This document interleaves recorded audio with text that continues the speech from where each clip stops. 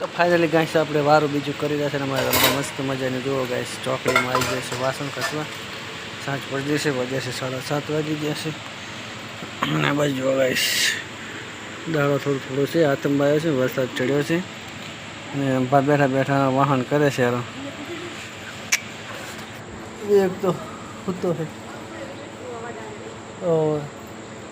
જો ગાઈસ આવે બધું કામ પતી ગયું છે ઉપરની બાકી છે એક પેટી ખૂટી છે તે લાવવાની છકડે નહીં પણ યાદ તો હોવું જોઈએ કે નહીં લખીને જેવું તો સારું હતું લેતા આવો ભેગા ભેગી